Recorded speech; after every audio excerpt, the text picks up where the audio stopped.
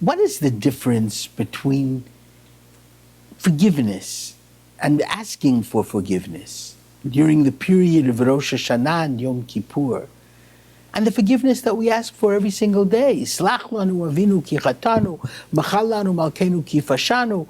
We ask God to forgive us because we've sinned, and we believe that He does forgive us. What makes Rosh Hashanah different?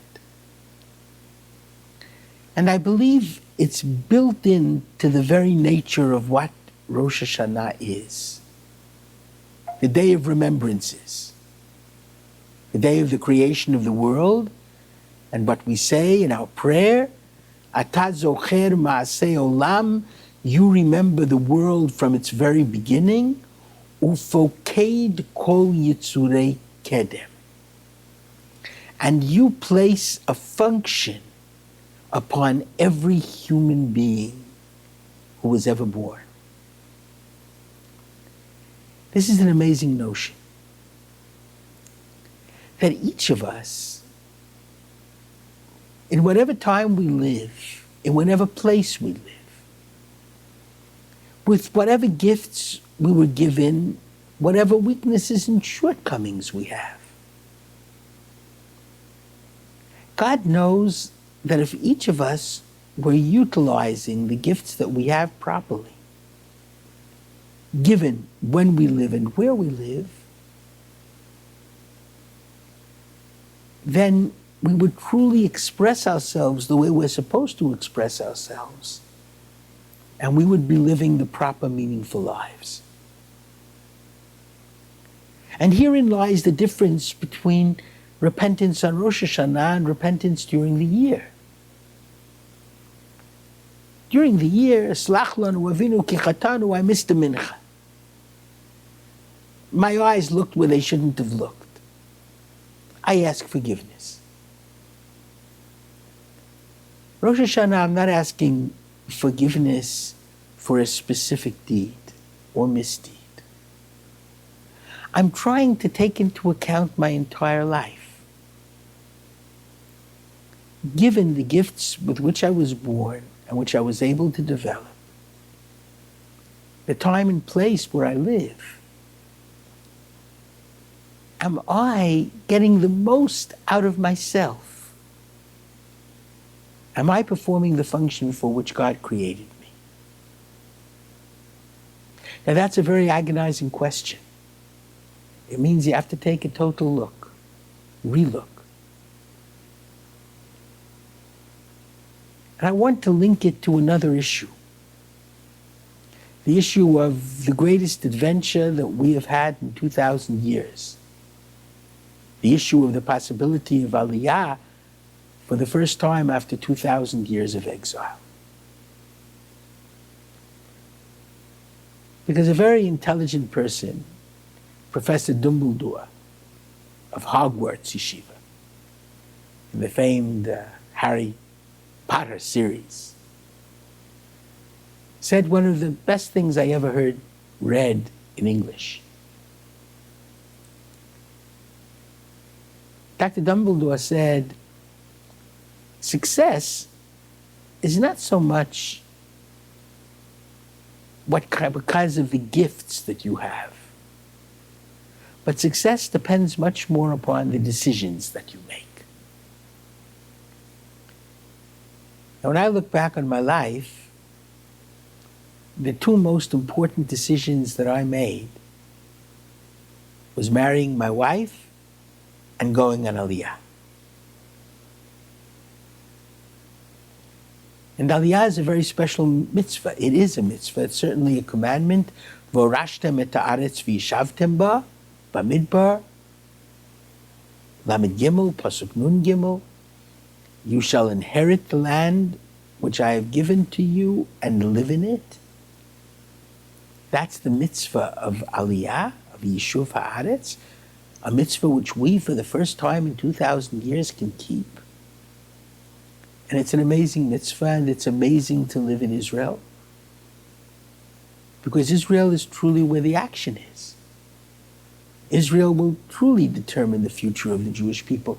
There are now probably more Jews living in Israel than living in all the world combined. The majority of the Jewry in the world is living in Israel. We have a little less than 13 million Jews, and we have 6 million Jews living in Israel. And many of those 13 million are not really halachic Jews. So that the numbers are, Israel is ahead of the game.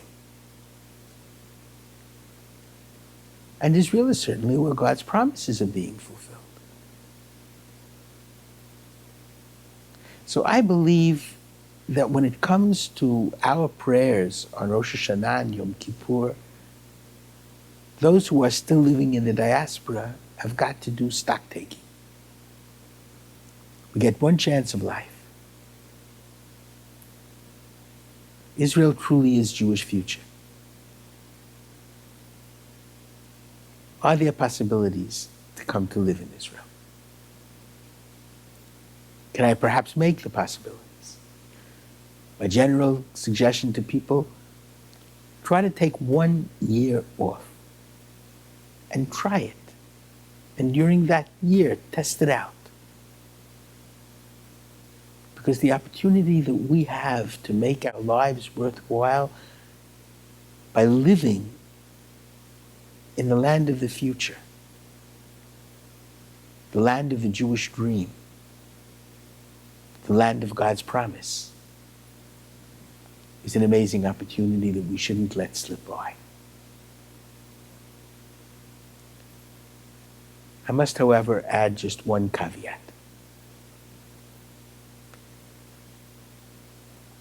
Vayivra Elokim et ha'adam b'tzalmo, God created the human being in His image. Does His image have a capital H or a small h? Whose image is it in which God created the human being? Conventional wisdom, most of the translations that you'll find, His image means the image of God, capital H. But that can't be the interpretation. And this I heard from Rav Aaron Soloveitchik, Zichrono Livracha. Can't be the interpretation. Because the verse continues, B'tselem Elokim bara oto, in the image of God created He him.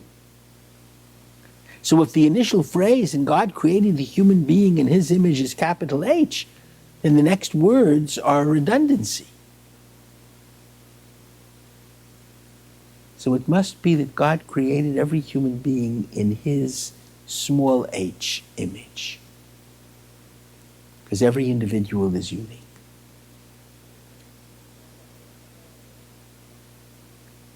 I once heard from my Rabbi Rav Yosef Soloveitchik that the first mitzvah of every human being is to develop his own gifts, to develop himself.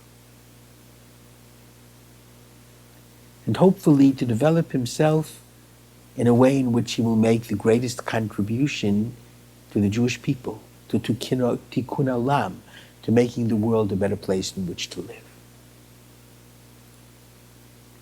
If you are making that kind of contribution for the Jewish people, for the world, living outside of Israel, and I think that's important, and that you must continue to do. If you're a leader of a Jewish community in the diaspora, and things may well fall apart if you leave, I think it's important that you stay.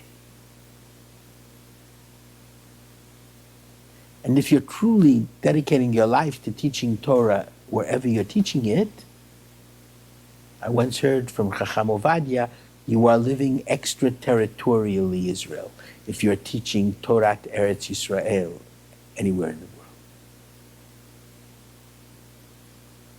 Barring that, however,